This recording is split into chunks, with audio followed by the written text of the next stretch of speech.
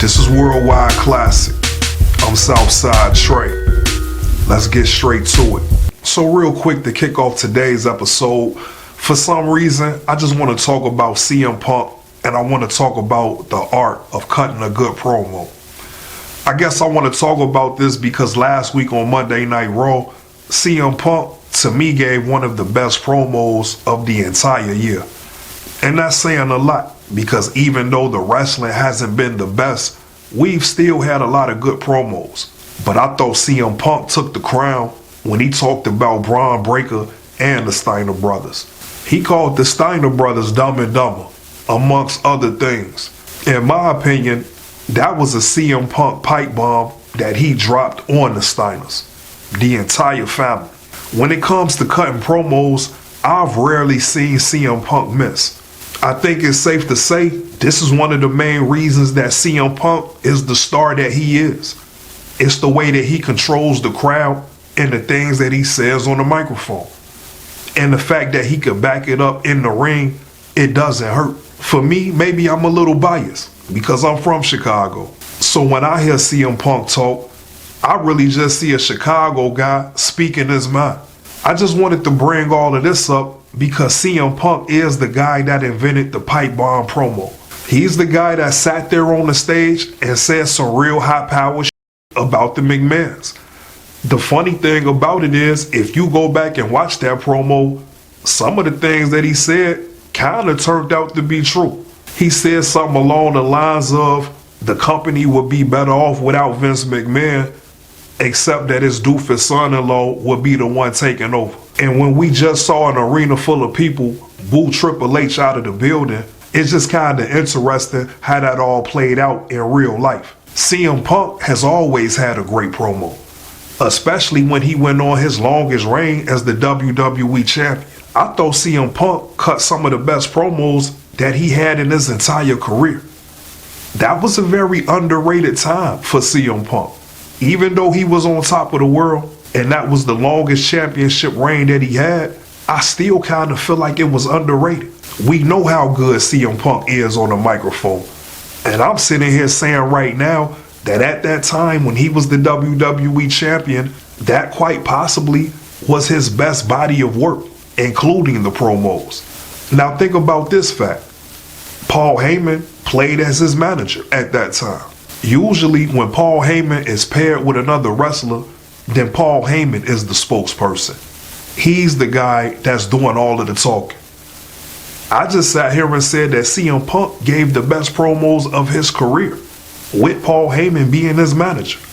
So let's take some time to let that sink in. I think that was a part of that underrated quality that I mentioned just a second ago. That says a lot when you can have a guy like Paul Heyman with you that usually does all of the talking, and he doesn't have to say a word.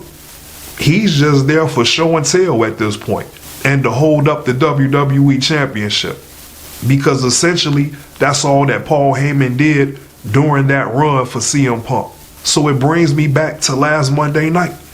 Watching CM Punk talk about the Steiner brothers the way he did, and double down and triple down about the IQ of the Steiner family, it just really made me appreciate what CM Punk brings to the game. Because unfortunately, you just don't get this quality of a promo these days. That's why guys like Ric Flair and The Rock and Stone Cold, they'll always be some of my favorite wrestlers. And it's not a coincidence that they're some of the biggest stars in this business. So again, this is why CM Punk is the star that he is. Because CM Punk has that quality. And he has that trait. And I really appreciate the fact that I'm able to see CM Punk put in this type of work in the WWE. Because just a few years ago, we all thought that this could never happen again. And I was one of the main guys that believed this to be true. This is why fans chanted for CM Punk at these arenas years after CM Punk had already left the company. This man really left an impact in this sport. I've almost never seen that happen for another competitor. I've never seen anybody be away from the sport for 5 to 7 years, whereas times in certain towns where the fans scream and holler for CM Punk. And we're here talking about it all because of this promo from last week, talking about the Steiners. This is what a promo is. This is how it's done. And this is why we have to highlight it on Worldwide Classic. Because going into 2026, some things are going to have to change, one way or the other. And I guess part of the reason I'm even saying that is because the prior 2 weeks, people have said that Bron Breakker has given his best promo. I don't know about that. They've been good, especially for Bron Breakker, because you see the development. So that's always a good thing. And I'm happy for Bron Breakker. But sometimes I think as fans, we just get a little bit too carried away. And we take things just a little bit too far. I wouldn't say that those were the best promos from Bron Breakker. I mean, I get it. He was fired up and he took a few personal shots, saying that he'd take CM Punk's wife, this, that, and the third. For me, I'm just not impressed with certain things like that. Because for me personally, it feels like just a shortcut and trying to get heat from the crowd. So back to the point with this Bron Breakker promo, they were okay. I give it a B-, and I'm probably even grading on the curve just a little bit, just for the sake of everybody else enjoying it so much. I'm happy for y'all. But this is why I loved CM Punk's promo from last week. And I think CM Punk had this in mind when he put that promo together. I think with him also being from Chicago, we're looking at the same things. We're hearing the things that the internet is saying about how good Bron Breakker is on his promo. So I'm pretty sure CM Punk took it upon himself to recalibrate what it means to have a great promo. He had to reset and readjust the bar, because clearly we've set the bar extremely low. And these are not shots at Bron Breakker. But as a Steiner, we shouldn't expect nothing less. Even though CM Punk lit their ass up in that promo, and contrary to the things CM Punk said, the Steiner brothers are Hall of Famers, and rightfully so. They're two of the best wrestlers in the sport, especially as a tag team. They were one of those teams that were ahead of their time, and Scott Steiner could do things that guys his size just couldn't do at that time. They had every quality that a professional wrestler should have. So I'm just like everybody else. I'm rooting for Bron Breakker to be a big star. I just don't want to be forced into it happening. It needs to just happen naturally. But it seems like he's being rushed into that top spot a little prematurely. And I just want to make sure that we're all careful at how we're rating promos, because this is a very important piece to the puzzle.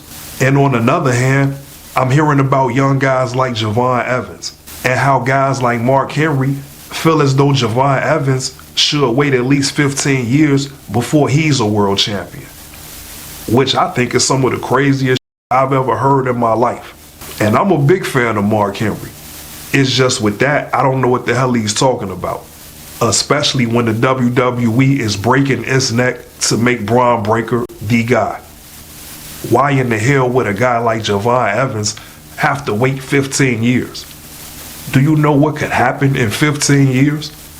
I hate that that's even the type of thought that he put out in the universe, because I just hope and pray nobody that actually works for the company in an executive role thinks the same thing. When not only does Bron Breakker have a title shot in a week or so, but he's also the odds-on favorite to win the Royal Rumble. So at this current date and time, Bron Breakker could do no wrong. Let's just let Bron Breakker earn it. He's getting there. Everything is right on track. But let's not lose sight of the bigger picture. Let's not lower our standard for what a great promo is. Now, as for CM Punk, this is the side of CM Punk that I want to see. I'm not saying that he hasn't been on point, but the WWE just hasn't put the right situation together to let CM Punk do what he does best. One thing I always respect about CM Punk is how serious he takes the business. And it's always respectable to see how much he wants the business to succeed in the future, to see how much he wants to help make new stars. No matter where he is, this always seems to be on the agenda. When CM Punk was in AEW, his first match and his first project was Darby Allin. And I thought that was almost perfect. So much to the point that their match at All Out in Chicago, it was a classic. And it was exactly the thing that Darby Allin needed to go to the next level. I'm convinced that that was the mission CM Punk was on regardless. The feud he had with Drew McIntyre was exactly what Drew McIntyre needed. It's just the WWE's fault that they don't know what the hell to do with that momentum. And now, even with Bron Breakker, this is another reason why CM Punk delivered that type of promo. He wanted to light a fire in Bron Breakker. He wants Bron Breakker to step up and take that role. And CM Punk knows the things to do and say to help him along the way. So I can almost guarantee, and you heard it here first on Worldwide Classic, this feud that CM Punk is about to have with Bron Breakker will be the single most important feud for Bron Breakker.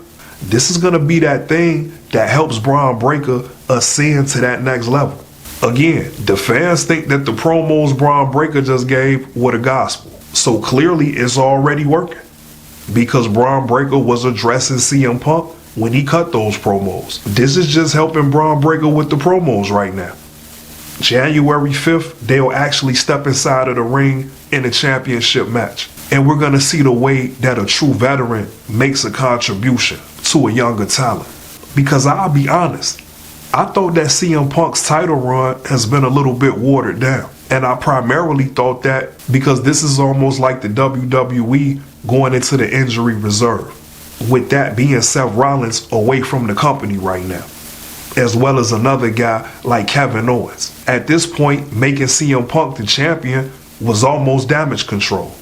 Because they simply just don't have the right type of people that could carry the World Heavyweight Championship at this moment. I want to see CM Punk have a well-deserved and inspirational title run. I don't think that's too much to ask, especially since we all know that CM Punk won't be wrestling too much longer. I would hate to think that this title run is just using CM Punk as a transitional champion, meaning that he's just holding the title until they get some people back off the injury list. I would hate to believe that's true, but we are talking about the WWE after all. And the way that everything was set up and how it went down, it didn't feel like anything inspiring. It didn't feel like a big deal when CM Punk finally won this World Heavyweight Championship.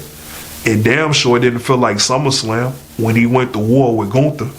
I just appreciate that we're still able to see one of the legends like CM Punk compete and perform at the highest level. The direction that we seem to be heading in WWE, I don't know if we're going to have promos that are this passionate. I don't know if we're going to have commentary that's this insightful. I don't know if things are going to ever be as good as they once were. So I just want us all to understand that when we see CM Punk conducting an interview or a promo in the ring, we're watching one of the best to ever do it.